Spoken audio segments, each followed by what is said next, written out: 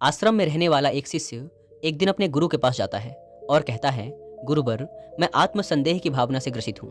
मैं अपने ऊपर विश्वास नहीं कर पाता। मैं अपनी योग्यताओं और क्षमताओं पर भी विश्वास नहीं कर पाता। मुझे अपने लक्ष्यों पर भी भरोसा नहीं कि मैं उन्हें पूरा कर पाऊंगा। मैं हर दिन हर काम के लिए खुद पर संदेह करता हूँ। कई बार मेरे आसपास के लोग मुझे प्रोत्साहित करने का प्रयास करते हैं कि मैं योग्य हूँ और कुछ भी कर सकता हूँ, लेकिन मुझे उनकी बातों पर भी संदेह होता है। किसी भी बड़े और कठिन कार्य को करने से पहले मैं खुद को बहुत समझाने का प्रयास करता हूँ कि मैं उस कार्य को कर सकता हूँ, लेकिन जैसे ही उस कार्य को करने का समय नज़दीक आता है, संदेह और डर मेरे ऊपर हावी हो जाता है और मैं उस कार्य को खराब कर देता हूँ और लोगों के बीच हंसी का पात्र बनता हूँ। गुरुवर, आप मुझे स्वयं पर विश्वास करने की शक्ति के विषय में कुछ बताइए और इस आत्मसंदेह की भावना को खत्म करने के लिए मेरा मार्गदर्शन कीजिए। गुरु ने अपने शिष्य की बात पूरे ध्यान से सुनी और फिर कहना शुरू किया, अगर तुम्हें अपनी बाहरी दुनिया को जीतना है या फिर बाहरी दुनिया में कुछ भी हासिल करना है, तो सबसे पहले तुम्हें अपनी आंतरिक दुनिया को जीतना होगा।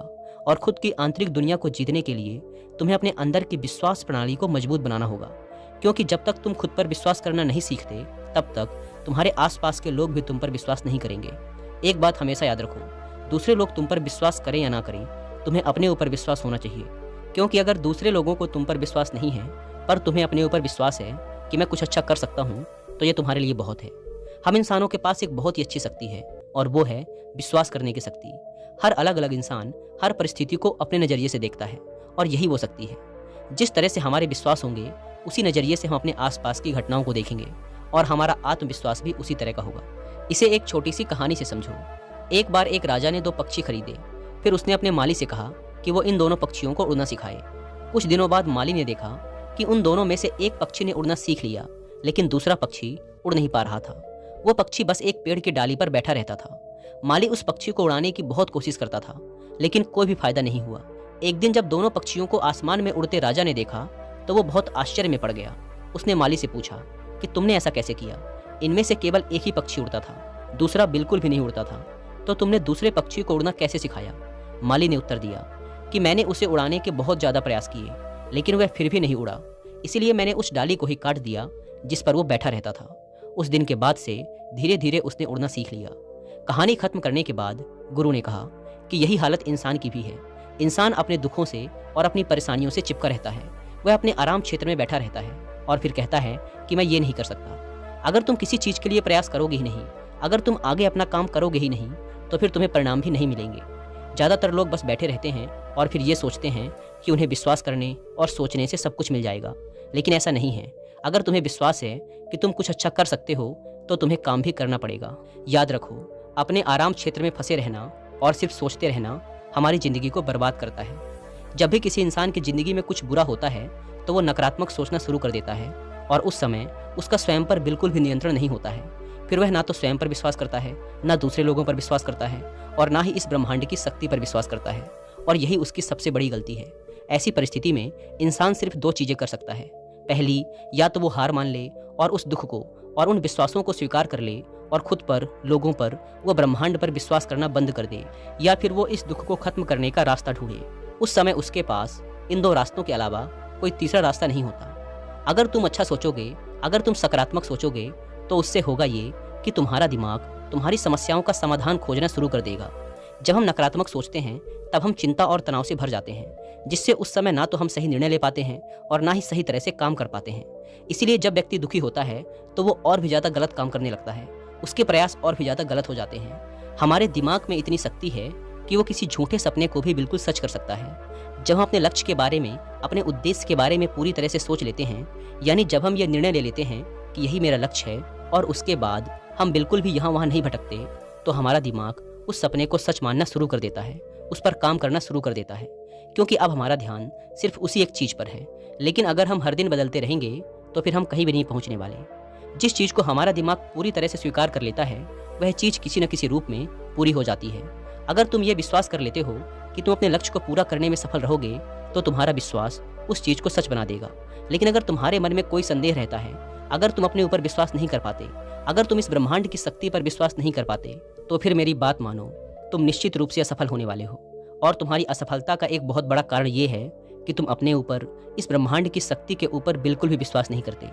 कहने का मतलब ये है कि तुम्हारे जीवन में नकारात्मक परिस्थितियां कई बार आएंगी, लेकिन ये तुम्हारे ऊपर निर्भर करता है कि तुम कैसी प्रतिक्रिया दोगे। या तो तुम थोड़ी देर के लिए दुखी होकर उसके बाद ये समझ सकते हो कि मुझे अच्छा सोचना है, तब मैं इस समस्या का समाधान खोज सकता हूँ, या फिर तुम नकारात्मक सोच सकते हो, बहुत ज़्यादा नकारात्मक सोच सकते हो और धीरे धीरे उस चीज़ को एक चिंता बना सकते हो और अपने ऊपर इतना ज़्यादा दबाव और तनाव बना सकते हो जिसकी वजह से तुम्हारे अंदर बहुत सारी शारीरिक और मानसिक बीमारियां पैदा हो सकती हैं। इसीलिए जिस तरह से उस माली ने वो टहनी काटी थी, इसी तरह तुम्हें भी अपने नकारात्मक विश्वासों को धीरे धीरे काटना होगा, जिससे तुम दोबारा उसी नकारात्मक विश्वास पर जाकर ना बैठ जाओ। जैसे जैसे तुम अपने नकारात्मक विश्वासों को सकारात्मक विश्वासों से बदलते जाओगे, वैसे वैसे तुम्हारे प्रयास, तुम्हारा नज़रिया, तुम्हारा सोचने का तरीका, तुम्हारे दिमाग में आने वाले विचार बदलते जाएंगे। अब यहाँ पर एक सबसे ज़रूरी समझने वाली बात यह है कि तुम्हारी भावनाएं तुम्हारे लिए एक सबसे बड़ा हथियार हैं। जब तुम अपने जीवन में किसी लक्ष्य को तय करते हो, उसके बारे में सोचते हो, तब वहाँ पर भावनाओं को जोड़ना बहुत ज़्यादा जरूरी होता है, क्योंकि हमारी भावनाओं में बहुत ज़्यादा शक्ति होती है। जब हम अपनी इच्छा को, भावनाओं को, विचारों को सही दिशा में जोड़ते हैं, उन्हें सही दिशा में लगाते हैं, तब हमारी ज़िंदगी में सकारात्मक बदलाव आना शुरू होता है। अगर तुम ऐसे लक्ष्य तय करते हो जहाँ पर तुम्हारी भावनाएं सही जगह पर जा रही हैं, तो तुम हमेशा उत्साहित रहने लगते हो और लंबे समय में तुम्हारी भावनाएं उससे जुड़ने लगती हैं। लेकिन अगर तुम्हें अपनी भावनाओं का सही फायदा लेना है, तो सबसे पहले तुम्हें अपने अवचेतन मन को सही तरीके से प्रशिक्षित करना होगा, क्योंकि जो भी बार बार दोहराने पर तुम्हारे अवचेतन मन में जाएगा, उसी से तुम्हें अपनी भावनाओं को जोड़ना है। और तुम्हारी भावनाएं जब उससे जुड़ जाएंगी, तब धीरे धीरे तुम्हारी वास्तविक दुनिया में भी वो चीजें प्रकट होने लगेंगी। गुरु ने आगे कहा, एक बार यात्रा के दौरान मैं एक बहुत बड़े व्यापारी से मिला। उस व्यापारी ने मुझे बताया कि कैसे उसने अपना व्यापार एक छोटी सी दुकान से शुरू किया था और उसने बहुत बड़े बड़े सपने देखे थे। वह हर दिन बहुत बड़े बड़े सपने देखता था। वह सोचता था कि उसका एक बहुत बड़ा व्यापार होगा जिसकी शाखाएं पूरे देश में होंगी। वह अपनी कल्पना में बड़ी बड़ी दुकानें, बहुत से कर्मचारी, नौकर चाकर, बड़ी बड़ी कोठियाँ, घोड़ा गाड़ी इत्यादि के चित्र देखता था और वह हर दिन इसको बार बार करता था और पूरे अनुशासन के साथ करता था और बिल्कुल संतुलित कल्पना शक्ति के साथ करता था। वह जानता था कि नियमित, संतुलित और अनुशासित कल्पना से वह अपने सपनों को सच कर सकता है। इसकी वजह से वह अपने अंदर एक चमत्कारिक ऊर्जा को महसूस करता था। जब उसने ऐसा करना शुरू किया, तो धीरे धीरे वह और भी ज़्यादा सफलता की तरफ बढ़ने लगा।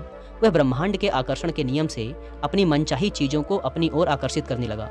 उसने अपनी कल्पना शक्ति का और आकर्षण के नियम का प्रयोग करके अपने सारे सपनों को हकीकत में बदल लिया। उसने वह सब कुछ पा लिया जो उसे अपनी ज़िंदगी में चाहिए था। गुरु ने आगे कहा कि उस व्यापारी ने मुझसे एक बहुत अच्छी बात कही थी कि जितना आसान खुद की असफल रूप में कल्पना करना है, उतना ही आसान खुद की सफल रूप में कल्पना करना भी है। बस फर्क हमारी सोच और कल्पना का है कि हम क्या कल्पना करेंगे।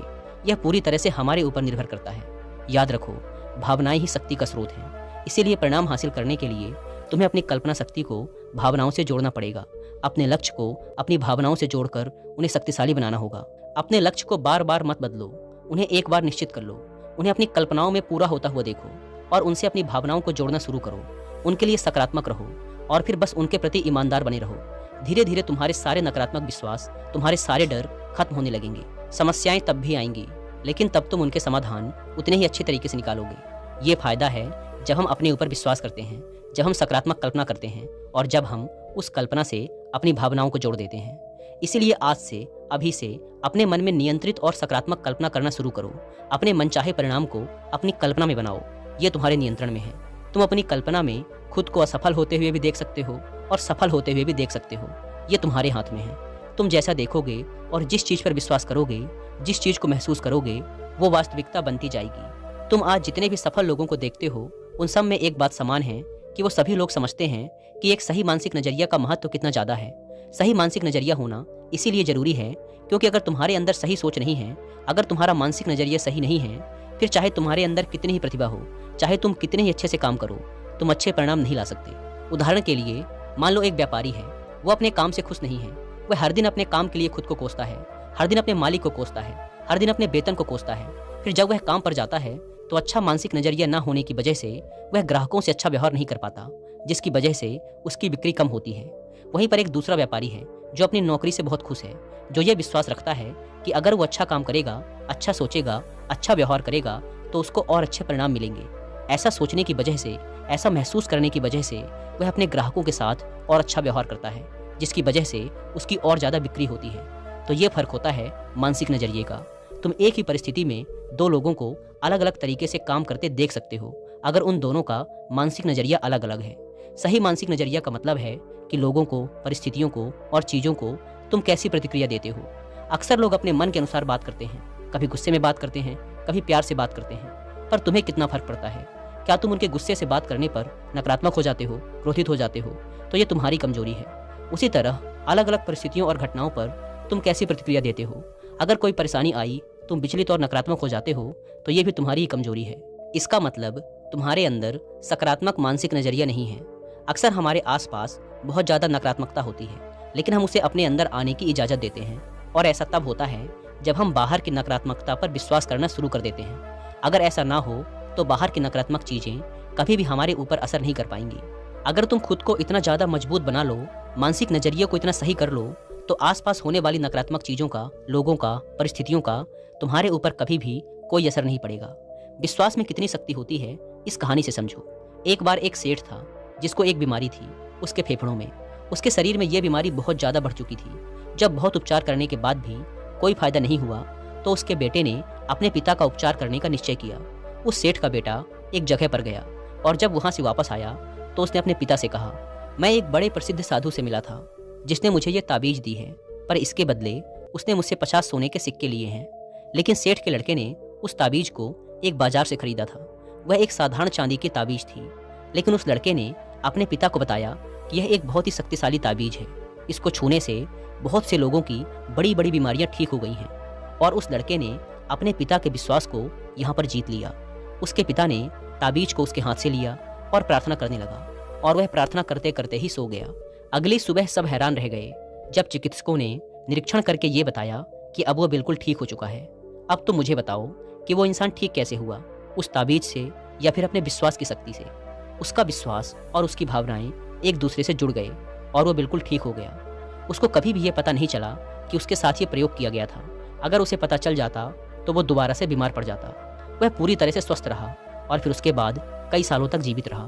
विश्वास में कितनी ज़्यादा शक्ति होती है ये तुम इस सच्ची कहानी से समझ सकते हो। ये विश्वास ही है जिसकी वजह से लोगों की ज़िंदगी में बड़े बड़े बदलाव आए हैं, और तुम भी विश्वास की शक्ति का प्रयोग कर सकते हो। इसकी शक्ति से जीवन में कुछ भी हासिल कर सकते हो, क्योंकि विश्वास से कुछ भी किया जा सकता है।